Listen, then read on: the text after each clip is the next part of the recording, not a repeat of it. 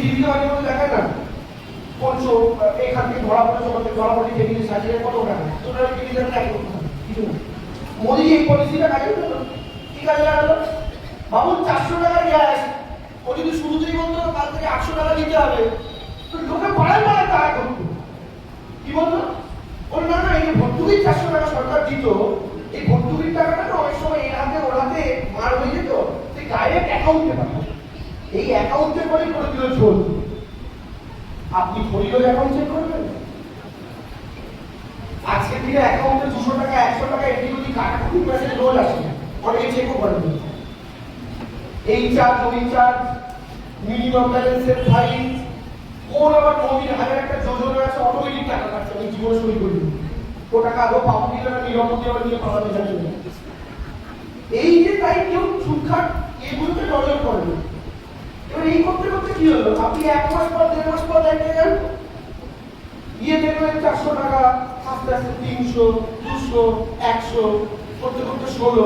আপনি ক্যালকুলেটই করছেন না, কারণ আপনার হাত দিয়ে তো টাকাটা বেরোচ্ছে না, ব্যাংকের মাধ্যমে টাকাটাও আস্তে আস্তে কমাচ্ছে। এইটা বিজেপি পলিসি। ওরা নোটবন্দি থেকে এসআইআর সব এভাবে অন্য মোড়কে করেছে। লজেন্সের মোড়কে লজেন্সের জায়গায় পাথর। তা মায়েরা এটা সবচেয়ে ভালো বোঝাতে পারবেন, কারণ নরেন্দ্র মোদী আসার পর সবচেয়ে বেশি ভোগ করেছে রান্নাঘরে। শুধু গ্যাস নয়, আপনি বলুন না সর্ষের তেলের দাম কত ছিল আজ কত? কেরোসিন তেল 20 টাকা লিটার ছিল, 80 টাকা পেরিয়েছে, কোথাও কোনো 90 টাকা। আমার মনে আছে ছোটবেলায় আমার মা সকালবেলা ঘুম থেকে তুলে রেশন কার্ড হাতে দিয়ে পাঠাতো, তেলের ওখানে লাইন দিতাম, গ্রাম রেখে রেখে লাইন দিতাম।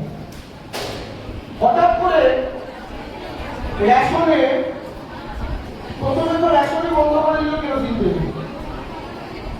আর রেশনে কেরোসিন তেল হয় না। মার্কেট থেকে আপনি কিনবেন 20 টাকা কেরোসিন তেল, 80 টাকা 100 টাকা, সেটা পাওয়া যায় না। তাহলে আজকে যে গ্যাসের আকালটা হলো, মানুষ রান্না করবেন কিসে? একটাই অপশন বাকি থাকে, উনান ঘুটে দিয়ে পুইলের কয়লা দিয়ে, কিন্তু ওটা মানুষ এখন আর করবে না, কারণ অভ্যেস আর নেই। আর একটা অপশন বাকি থাকে ইন্ডাকশন ওভেন, তাই তো? ভারতবর্ষের সবচেয়ে বড় ইলেকট্রিসিটি প্রোভাইডার মুকেশ আম্বানি।